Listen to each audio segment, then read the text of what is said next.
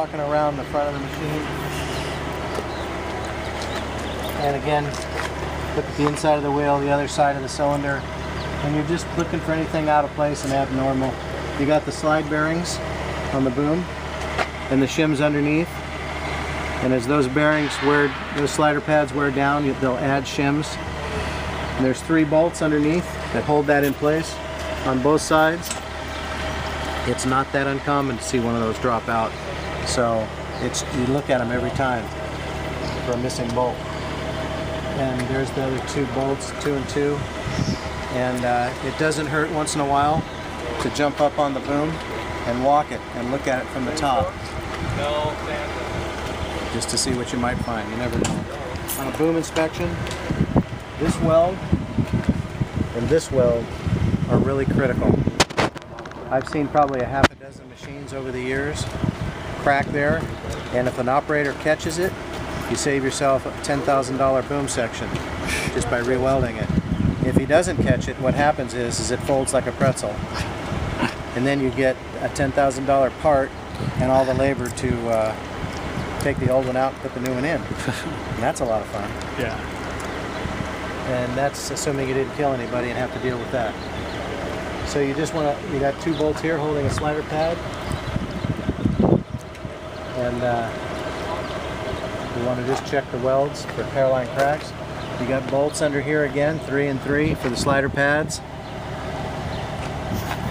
Sometimes because of the grease on the machines, the welds aren't easy to see. So we actually power wash our machines periodically so that we can, or you have to wipe it down with a rag so you can see the welds. So then you want to actually physically look at the slider pads, and they're on top as well as the bottom, and make sure that they're there. And you want to check the welds around all of this too. And you're going to walk this section for the welds, hairline cracks as well. You're going to look for cracks here and on this side as well. You're going to check these fittings and hoses for leaks. You're going to look at everything that has a weld or a pivot point, and you're just going to look for loose bolts, cracked welds, and leaking lines. It gets kind of the same thing every place you go. Loose bolts, leaking, and cracked welds. But you want to look at everything. These lines tend to leak. These fittings tend to sometimes loosen up, tend to leak. And on most of my machines in the past, we've actually taken these 2 bolts out, taken this thing and slid it underneath this plate and put the bolts back in. Because 2x4s and crap falling off the building tend to hit right here and break these things off. It really sucks when you're down. Yeah.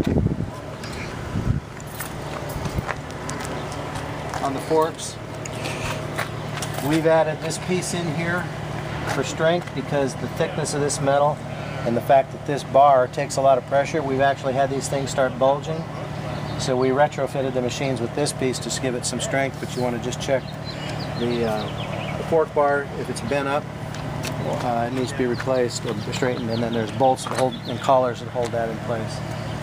So you're just going to walk around this side of the fork carriage, do the same thing, and look at the same pieces. Then you're going to go check all the welds on this side of the fork carriage.